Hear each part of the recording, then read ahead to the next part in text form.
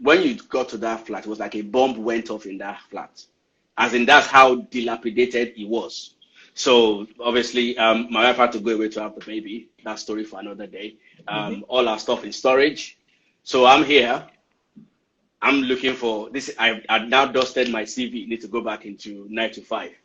So our mortgage payment went down by 70% in that downsizing. If that makes sense. So we let out the fully detached house and moved into an ex-council flat. So in that period, me that I knew was driving me because baby was coming. So I'm in the day. Remember, I'd worked as a handyman. Yes.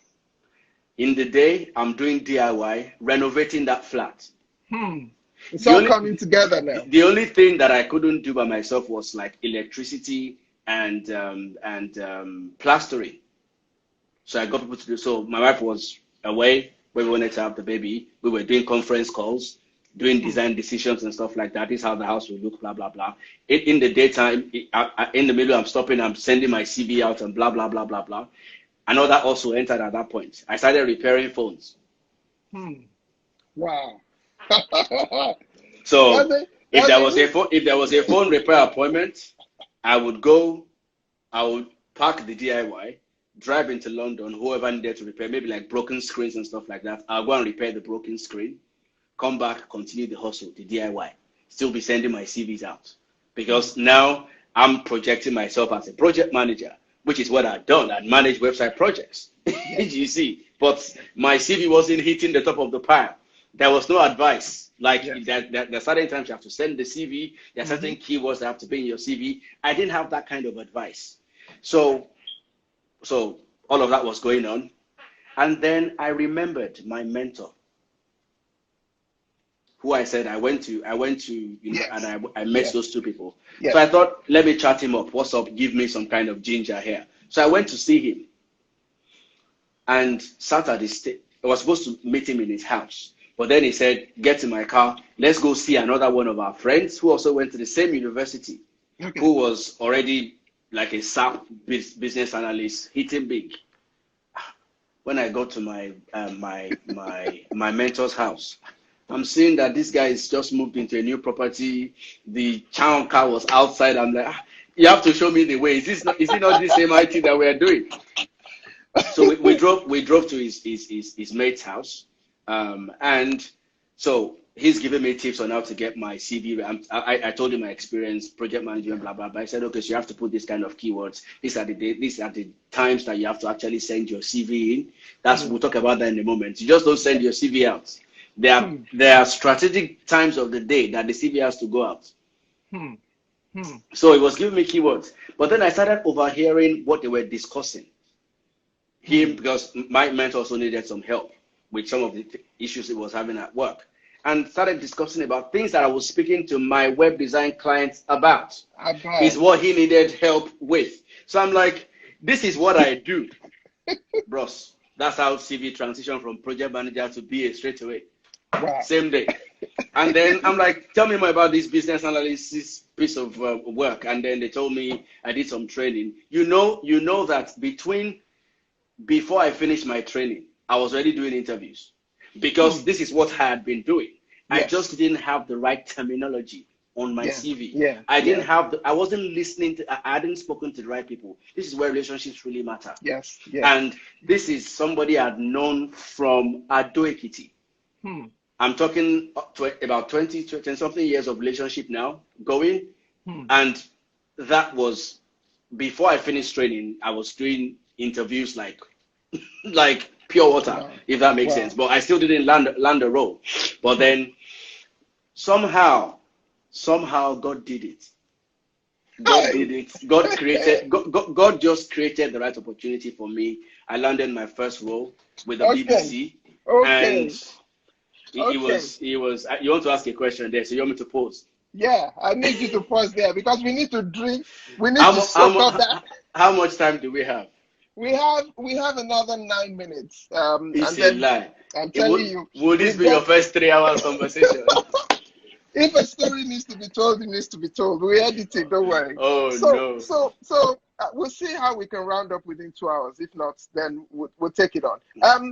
Did you say 30 or 10 minutes? No, we've got roughly about 10 minutes, and then we'll answer a couple of questions, and then we'll go from there. So, but let's get this story. So, I just want you to take us on.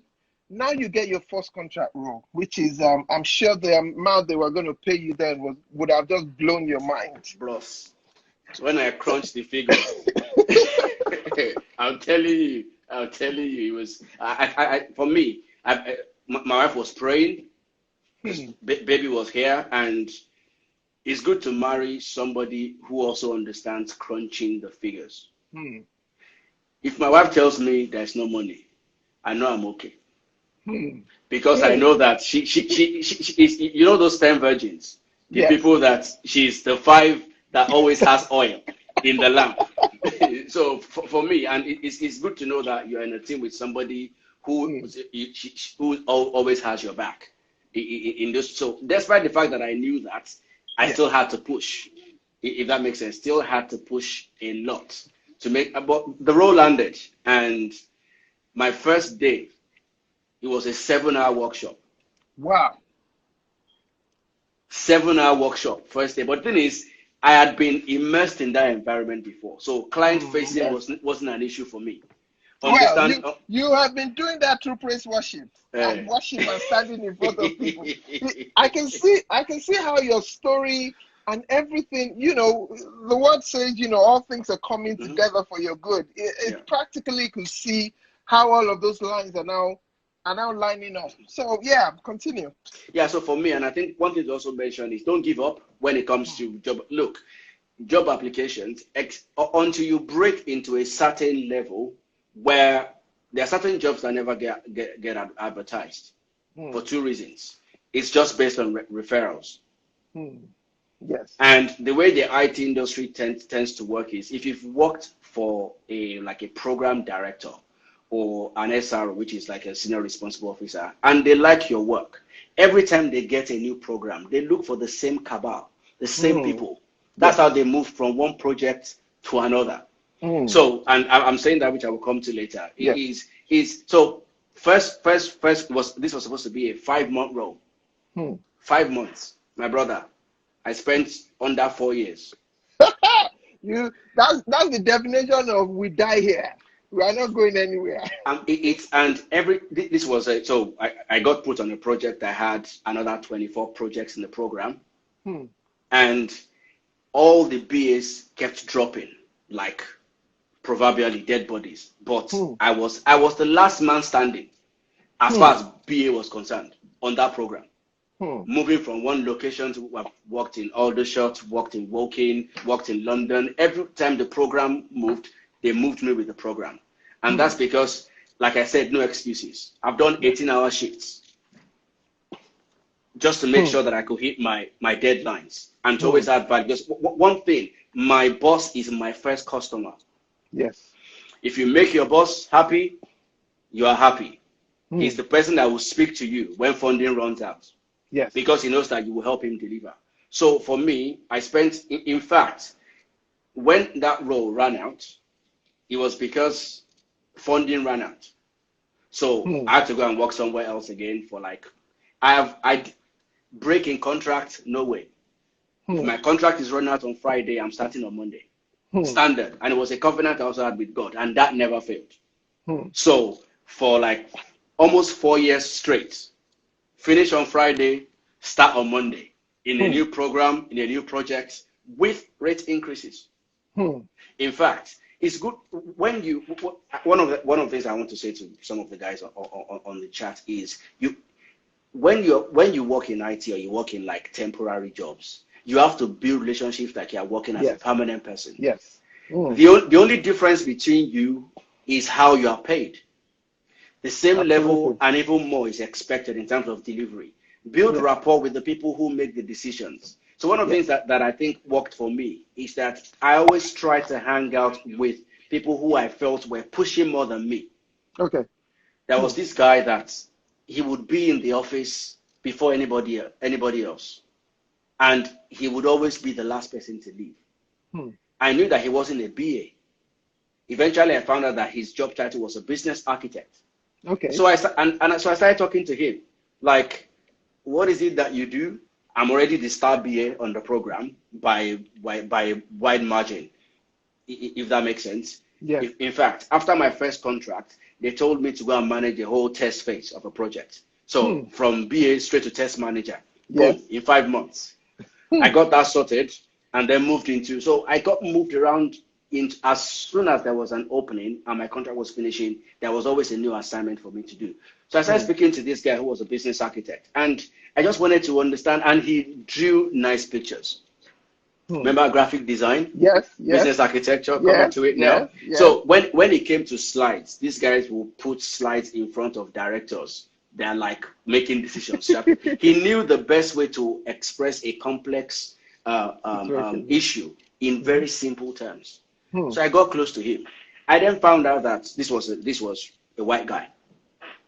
Yeah. I then found out that he was married to a Ghanaian. So he actually had natural affinity for people like me. Okay. If that makes sense. So we had good rapport. Eventually became what I would call my career sponsor.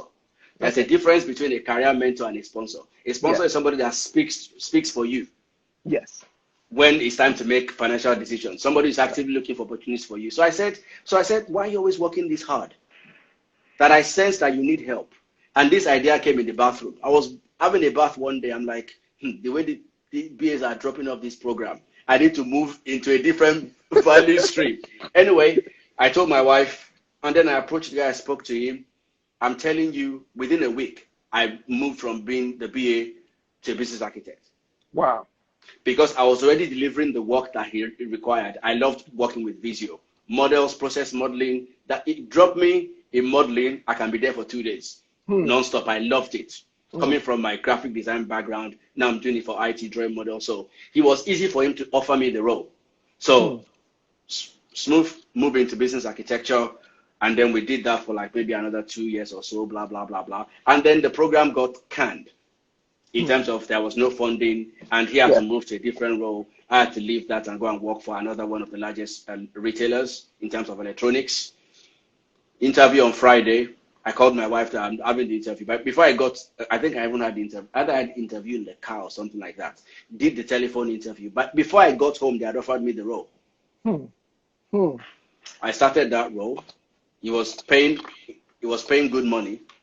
And then I was like 4 or 5 months into that role. I then get a call from my career sponsor saying, can you meet me in Oxford Circus? Went to Oxford Circus, sat in a pub, said, there's a role I need you to come and do for me. Said, write your day rate down. Wow. I didn't have to apply for it. Said, just write it down. And I wrote the day rate down. When the contract came out, it topped it by another 50 quid a day. Wow. More than what I wrote down. So that was how I went. And so I came back now working in what you will pretty much term a center of excellence as far as program management is concerned in the company. So work for one of the biggest outsourcing giants in the UK at the moment. So that was my next move. Wow. Into business architecture. So I'm now there, not just doing. So my role, before you pick up a job as a project manager or as a business analyst, as a solution architect, some people have done work to actually sell something to a client who has agreed to a transformation program. Once that's all sorted and client has agreed to pay, we now go out to market to go and find BAs and PMs called the mobilization phase. So I'm no longer involved in the later part of a program. I'm now involved in like, how many BAs do we need? How many project managers do we need? So in spiritual terms, you've left the main hall. I've left outer court. You are in the holies of holy now. And I wasn't really in the holy of holies yet. I was still in the inner court. For the Christians. The inner court. Yes, I was still in the inner court. So this is amazing. And from your story, I hear diligence. I hear never say die. I hear fearlessness. I hear relentlessness. You know, even if you haven't done it before, you find a way to figure it out. and I hear relationship and consistency. Correct. Yes. As those things that has kept your story, pretty much in a temporary or contingency work situation. You're almost living like you're in a permanent job, which is testament to those values. Now, I've got 2 more questions to ask, and then we'll take questions, and then we get out of here. The question I normally always ask is, based on all of those things you have faced, again, we cannot but touch on the fact that, you love the Lord and you're a pastor. And for me, one of the reasons I want to tell your stories, there's also a perception to pastors and what they do or what they don't do, depending on, in terms of diligence and actually working. Do they just do the work of the Lord, or do they do other things, behind the scene that keeps them sane and going? And so telling your story for me is an opportunity of almost opening a door that would normally not open, to kind of see that even though I love the Lord, I believe in no excuses and persistence and all of this value you've shared. Yeah. So my question is, if I was coming into Heathrow today for the first time in London, based on what you know today, and I stop you and ask you that, bros, how long have you been here? You've been living here for donkey years. Advise me. How do I proceed? What would your advice be? I think it depends on your situation. So if we take your proverbial question, which is a 20-year-old that has landed. Let's make it 21. Okay. Yeah. So a 21-year-old is landed. I'm going to assume that you finished university. Yes. And you've landed. I think for me, depending on what you've come to do in the UK, is give yourself time. It's the world that we landed in when we came is completely different from the world that is around now. When we came in, there was no Instagram. When we came in, Facebook was just starting out. Yes. So there is more social pressure than when we landed in this country. Yeah. So for me, if you're 21, just landed in Heathrow, if you've come here to study, your best bet, knuckle down. Knuckle down. Knuckle down in terms of face your work. Don't rush at all. For me, don't rush and don't measure your progress by what's happening around you. It's a completely different environment from where you are coming from. Yeah. Give your patience. Give yourself time. There's no need to compare your success to somebody who has been here forever.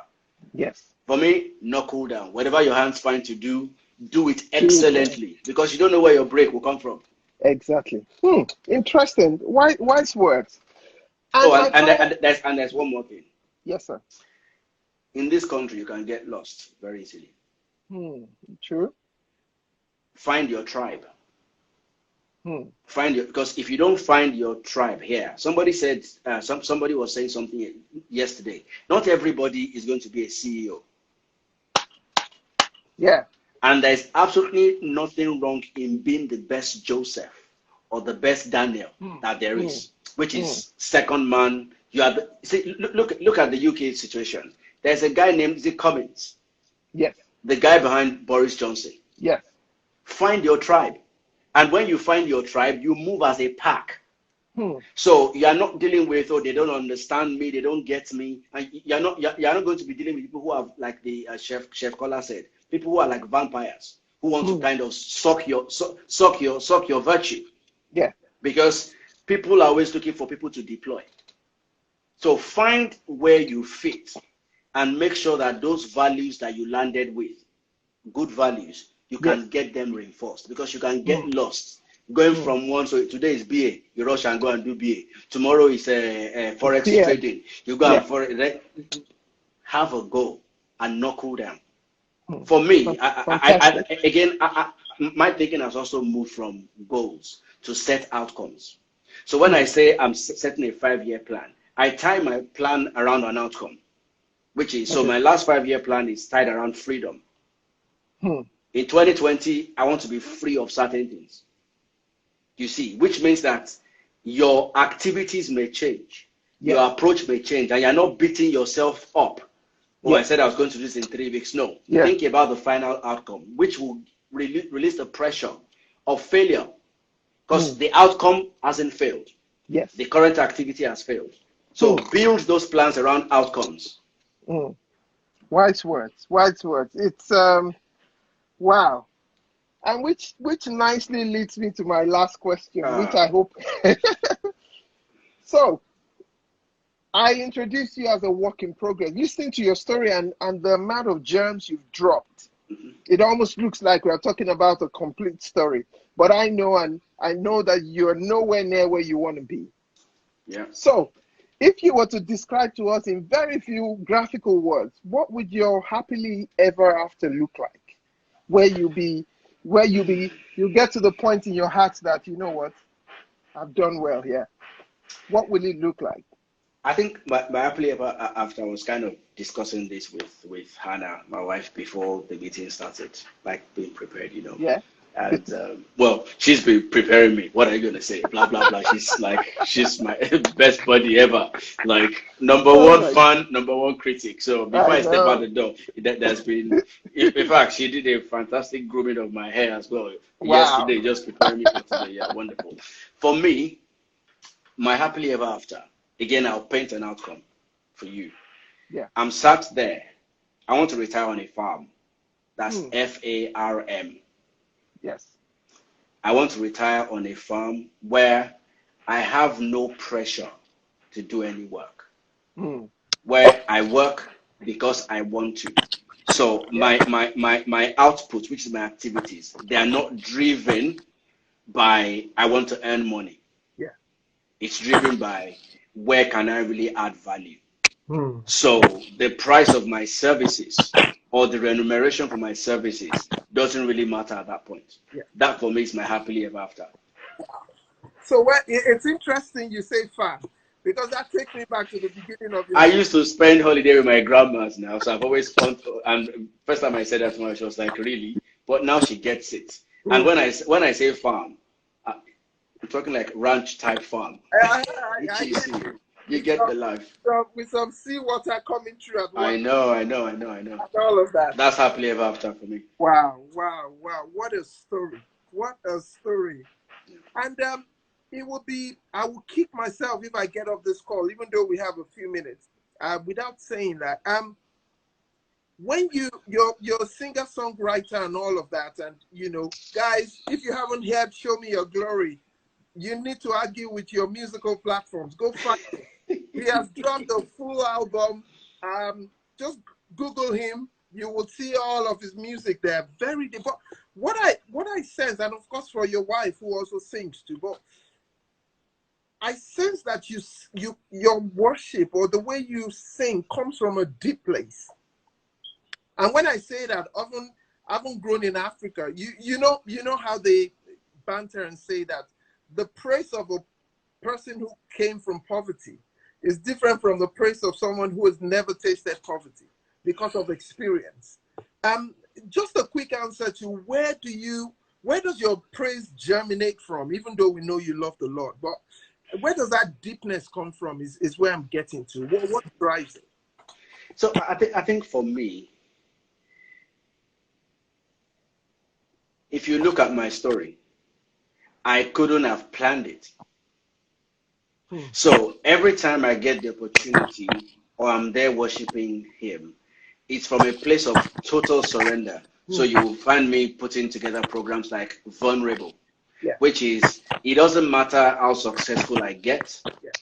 It's not a case of, I didn't plan this. You see, you show me opportunities, and as long as I keep applying myself in the basic principles that apply irrespective of goals, like persistence, like excellence, like diligence, you will keep being there for me. So that drives my worship, which is, look, I'm totally surrendered to you, full stop. So I'm withholding nothing. Interesting. That's what drives me, because I've been through some things, and it only had to be God. Wow. Believe me, it had to be God. Wow. And the hustle is still, we've never even talked about ministry hustle. I know. I know. Well, interestingly, whilst I wanted to talk about all of that, but your ministry being what it is, you know, you're out there, you know, you put stuff out there, music, you know, you're worshiping and all of that. So people are almost used to that side of you, you know, even though if we go into it, they'll learn more about you.